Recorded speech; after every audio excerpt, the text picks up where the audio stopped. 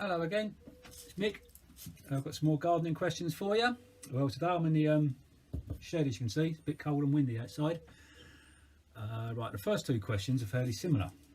What plants grow well in the shade, and what plants can I grow under a tree in my garden? So what I thought I could do, I'll go outside, just out here by the shed. I've got a shady spot and it's a tree growing, and we'll do a little video and show you some of the stuff I've got growing and hopefully give you some ideas. So here's a part of the garden that's shaded, and also it's under a tree. Right, so let's have a look, see what we've got. Okay, so these flowers here with the spotted leaves, they're called pulmonaria. There's ones with the violet flowers, pink flowers, white flowers. They do really well in shaded areas. There's a nice big one here, and there's some more scattered about just under the tree. Next to those, they've got some foxgloves. They're really big leaves. They do really well in shaded areas. They're like a edge of a woodland flower.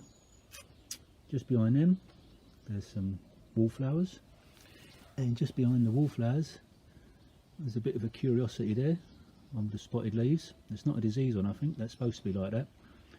And it's called Polyphyllum spotty dotty, and it has a nice big red bell-shaped flower in the summer.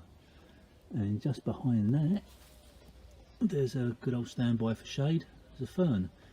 That one's Stryopterus. And then in the pot there, I think I've got some Rudbeckia growing. Can't quite remember. But just next to that, there's some big sort of toothy leaves there, those big shiny ones. That's from a plant called acanthus, and that can do well in the sun or shade. Now those ones there, I didn't plant those, they're just self-seeded, so that shows they must like it in the shade. Because if we come down here, this is the bigger one that's sort of partly shaded. It's on an east facing wall, so it gets the sun in the morning but not in the afternoon or evening.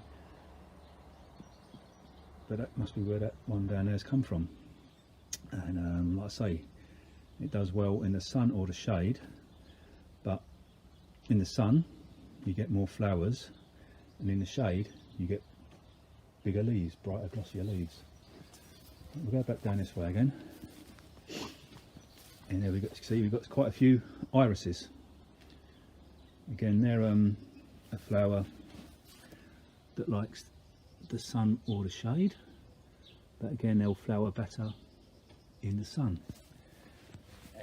And just down there we've got remains of some bluebells, and in a pot there you can quite see like the onion sort of looking flower bud there. That's alliums, ornamental alliums. What else is there? That's about it. Oh, we've got on the fence here the sort of lilac-y white flower. That's from periwinkle. Normally they grow along the ground quite sprawly, or if they're near a fence and near other plants like this one is, it will scramble up through them, and they're quite nice. That plant there, that's a hydrangea.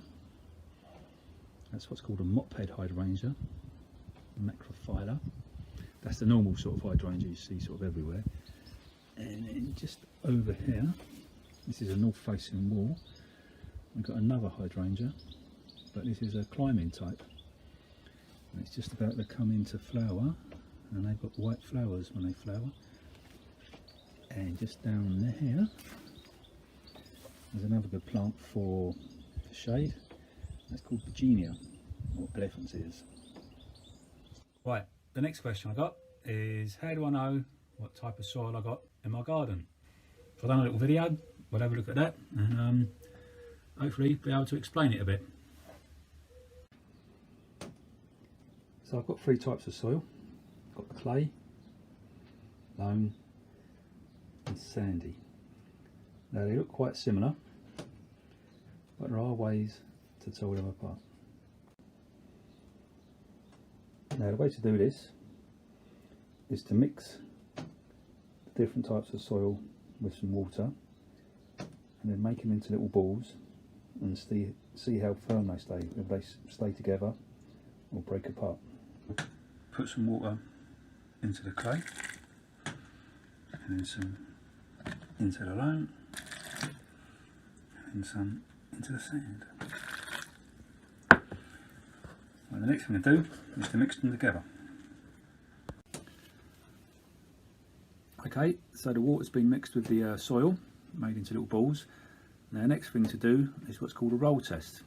Get the soil and see if you can roll it into like a little sausage. So this one's the sandy soil. We'll put it down and see if we can roll it out. And as you see, it just crumbles straight away. Get it out of the way. And the next one is the loamy soil. That feels a bit better. And give it a roll. And it sort of makes a sausage, but again, that crumbles. And the last one is the clay soil. And you roll that, that's really sticky, and it sticks together in a sausage. So if you can do that, then you know you've got a clay soil. So of the three, the best soil to have is the loamy soil. This is what you get when you order topsoil from a garden centre. It's easy to work, it doesn't dry out too quick, and it does have lots of nutrients. Clay soil is very poorly drained. In the winter it floods, then in the summer it dries out and cracks, although it does have a lot of nutrients. And sandy soil is very freely drained, it dries out very quick, and when it rains, any nutrients in there just leach straight through. But the thing to do to improve any of the soils is just add some compost. So what this does, I'm not sure how this works, the science behind it, but with the sandy soils it makes them bind together, but with the clay soils it pushes them apart and helps them to drain more freely. So that's that. That's the three main types of soil we've got in our area around Sittingbourne. And probably the main type of soil in Sittingbourne area is the clay. If you think all the brick fields around here used to send all the clay up to London. Right, another question. What flowering plants are best for my patio pots? Well, depends where they are, if in the shade or in the sun. But there's quite a few, so what I'll do, I'll put up a list of a few plants and some pictures, and you can take your pick.